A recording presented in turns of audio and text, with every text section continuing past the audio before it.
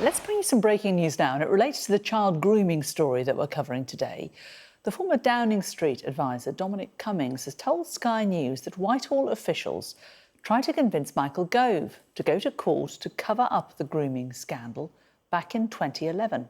In an interview with Sky News, Mr Cummings said officials wanted, and I quote, a total cover-up.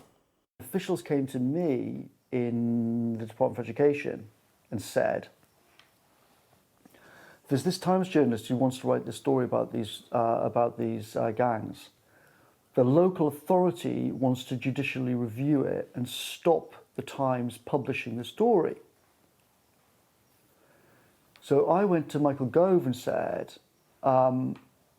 this council is trying to actually stop. What, was it Rotherham? Yeah, it's trying to stop this, and they're going to use judicial review.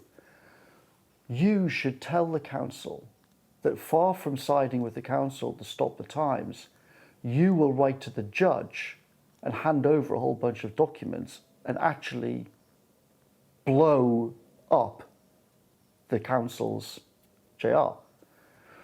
Gove, to his credit, and various other officials strongly agreed with me. So it's a classic thing in Whitehall, right? Some officials wanted a total cover-up and were on the side of the council.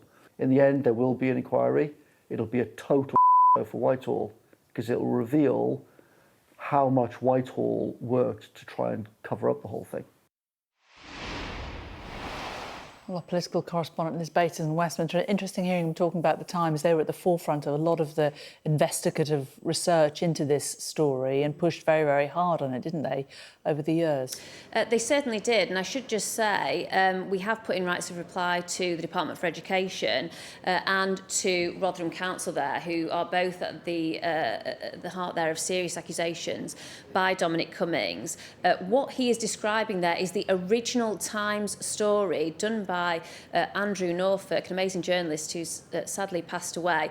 What he says is that Rotherham Council tried via a legal process and alongside the Department for Education to cover up that Times story, to stop it being published. What Dominic Cummings says is, in the end, that they were not successful because some officials, including him, went to the then Secretary of State, Michael Gove, and said we shouldn't help in this cover-up, and it was, in the end, revealed. Now, the seriousness of those accusations is because what we have known for now over a decade about grooming gangs is that there has been institutional failures from police, from child protection services and from local councils. What Dominic Cummings is saying is that the attempt to not recognise what was going on, the negligence and, in his words, cover-up, goes right to the top of government. He is saying Whitehall officials did not want that information to be public.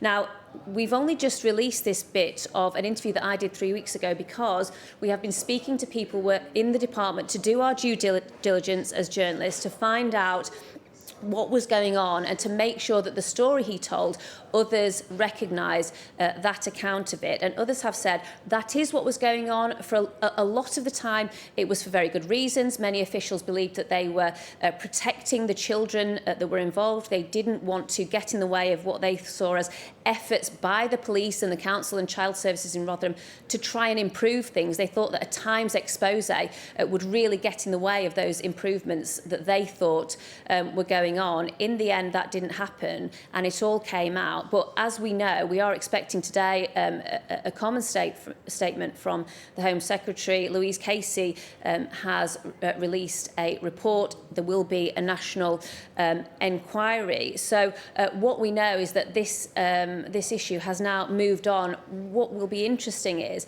if those institutional failures, especially the ones that go right to the top, and the people at the top of government, in councils, in the police, in child protection, those people that turned away, that tried to keep this information suppressed, will they be part of this national inquiry, and will they, in the end, be held to account as many, many victims, and I'm sure the public would want to see?